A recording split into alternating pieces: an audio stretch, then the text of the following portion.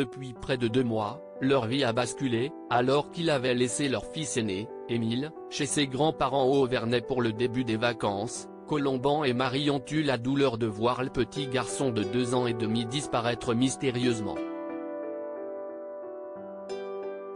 Aujourd'hui, l'enquête piétine mais le couple a décidé de donner sa première interview ce mardi. Et de rétablir plusieurs vérités.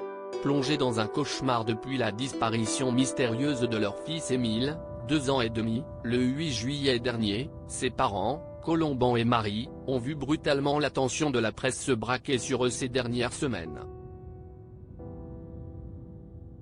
Et si leur vie, ainsi que celle de leur famille, a été disséquée par les médias au travers de témoignages de proches ou de moins proches, tous les deux ont aussi vu naître plusieurs fausses informations, qui l'ont tenu à dénoncer ce mardi dans leur première interview au magazine Famille Chrétienne.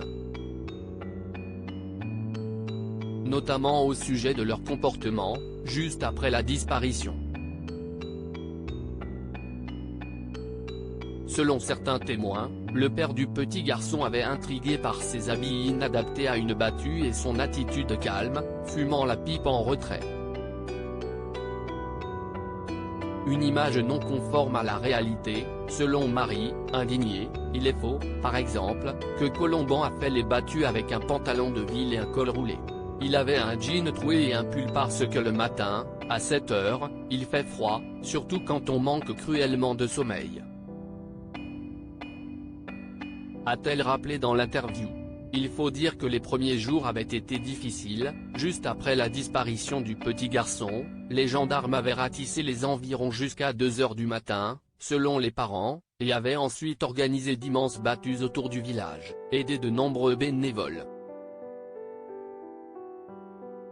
Des moments pendant lesquels Colomban et son beau-père s'étaient fait remarquer. Et celui-ci a tenu à s'expliquer. On m'a reproché, par exemple, ainsi qu'à mon beau-père, d'être trop directif pendant les battues.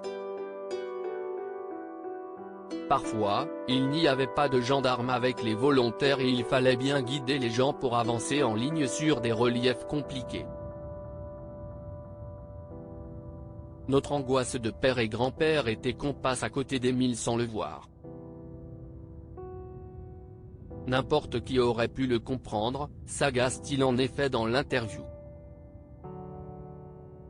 Une mise au point qui concerne également leur religion, eux qui sont très croyants et se sont tournés vers la foi au moment du drame, ou encore leurs opinions politiques d'extrême droite.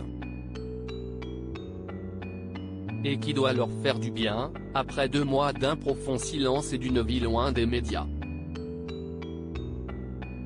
En tout cas, l'heure est désormais à la rentrée pour le couple, qui continue de garder espoir que toute cette histoire se termine bien.